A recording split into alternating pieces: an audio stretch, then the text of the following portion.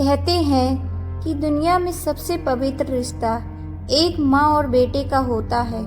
यह एक ऐसा रिश्ता होता है जिसमें ना कोई स्वार्थ होता है और ना कोई शर्त।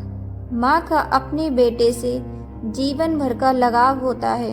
यह कहानी भी एक ऐसे ही बेटे साहिल और उसकी माँ संतोष देवी की है, जिन्होंने जिंदगी के उतार चढ़ाव में एक दूसरे का साथ निभाया और यह साबित किया कि सच्चा प्यार सिर्फ एक प्रेमी प्रेमिका के बीच ही नहीं, बल्कि माँ और बेटे के रिश्ते में भी गहराई से बसा होता है। संतोष देवी एक साधारण गांव की महिला थी। उनके पति रामलाल एक किसान थे और बड़ी मेहनत से परिवार का पालन पोषण कर रहे थे। लेकिन किस्मत को कुछ और ही मंजूर था। जब साहिल सिर्फ 5 साल का था, तब एक दुर्घटना में रामलाल का देहांत हो गया। उस दिन के बाद से संतोष देवी ने अपने बेटे को ही अपनी दुनिया बना लिया।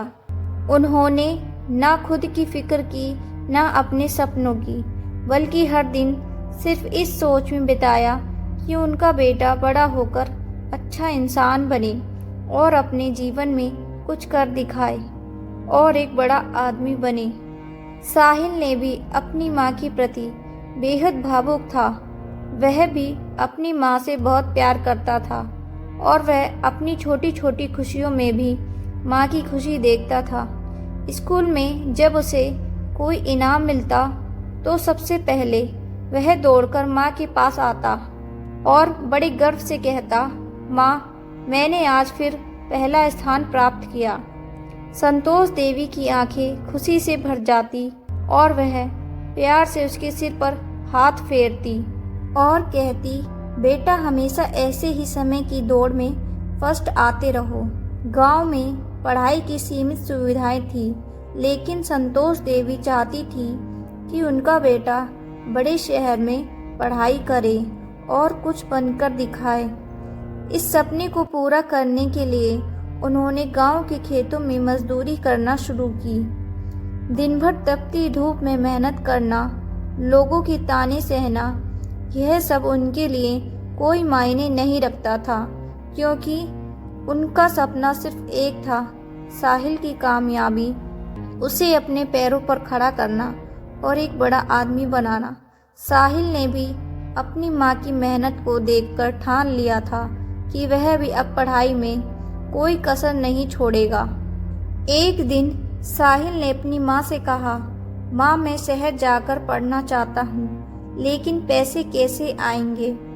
संतोष देवी ने प्यार से उसके सिर पर हाथ फेरते हुए कहा, बेटा, जहाँ चाह होती है वहाँ राह भी जरूर होती है। तुम बस अपने सपनों की उड़ान भरो, पैसों की चिंता मत करो।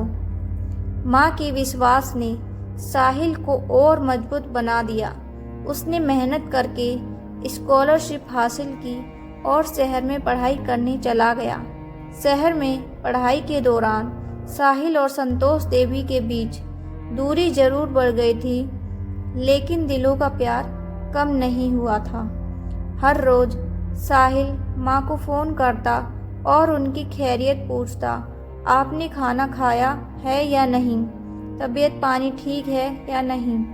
कई बार जब साहिल पढ़ाई में व्यस्त होता तो माँ घंटों तक उसकी कॉल का इंतज़ार करती। एक दिन जब साहिल ने 2 दिनों तक फ़ोन नहीं किया तो संतोष देवी बेचैन हो गई और गांव के एक पड़ोसी से कहकर साहिल को फ़ोन करवाया। साहिल ने जैसे ही माँ की आवाज़ सुनी और वह रो पड़ा और बोला, माँ, माफ़ करना, मैं पढ़ाई में इतना व्यस्त था कि तुम्हें फ़ोन ही नहीं कर पाया। माँ ने प्यार से कहा, बेटा, बस इतना याद रखना कि तुम अकेले नहीं हो, तुम्हारी माँ हमेशा तुम्हारे साथ है। साहिल की आंखों में आंसू थे, लेकिन वह अपनी माँ से वादा कर चुका था कि वह उनकी उम्मीदों पर खरा उतरेगा। समय बीतता गया और साहिल ने अपनी मेहनत से एक अच्छी नौकरी पा ली। वह अब शहर में एक बड़ी कंपनी में काम करने लगा था। उसकी पहली सैलरी आई तो उसने सबसे पहले माँ के लिए एक सुंदर साड़ी खरीदी और गांव जाकर माँ को गले लगाकर कहा, माँ तुम्हारी मेहनत रंग लाई। संतोष देवी की आंखें खुशी से झलक पड़ी। उन्होंने साड़ी को नहीं बल्कि अपने बेटे की तरक्की को सबसे बड़ा तोहफा माना। गांव के लोग अब कहने लगे थे कि साहिल को अपनी माँ को शहर ले जाना चाहिए ताकि वह भी आराम से रह सके, लेकिन संतोष देवी ने गांव छोड़ने से इनकार कर दिया। उन्होंने साहिल से कहा, बेटा मेरा मन यही बसता है। मैं चाहती हूँ कि तुम आगे बढ़ो, लेकिन अपने बड़ों को कभी मत भूलना। साहिल ने माँ के फैसले को समझा और हर महीने गांव आकर उनके साथ समय बिताने का वादा किया। एक दिन साहिल को खबर मिली कि उसकी माँ की तबीयत बहुत खराब हो गई है। वह फौरन गांव पहुंचा और उन्हें अस्पताल ले गया। डॉक्टरों ने बताया कि माँ को दिल की बीमारी है और जल्द ही ऑपरेशन करना होगा। साहिल को लगा जैसे उसकी दुनिया ही बिखरने वाली है। उसने अपनी सारी जमा पूंजी लगाकर माँ का इलाज कराया और अस्पताल में उनके पास बैठकर भगवान से बस एक ही दुआ करता रहा, माँ को कुछ ना हो। संतोष देवी ने साहिल का हाथ पकड़कर कहा, बेटा तुझे कमज़ोर नहीं पड़ना है, तू हमेशा खुश रहे, यही मेरे लिए सबसे बड़ी दवा है। कुछ ही दिनों में माँ की तबीयत में सुधार होने लगा और साहिल ने चैन की सांस ली। साहिल ने अब फैसला कर लिया था कि वह माँ को शहर में ले आएगा। हालांकि माँ ने पहले मना किया था, लेकिन साहिल के प्यार भरी जिद के आगे वह झुक गई। शहर में आकर माँ ने देखा कि उसका बेटा कितनी मेहनत से काम कर रहा है। एक दिन उन्होंने कहा, बेटा तुझे देखकर मुझे अपने संघर्षों पर गर्व होता है। साहिल ने माँ को गले से लगाते हुए कहा, माँ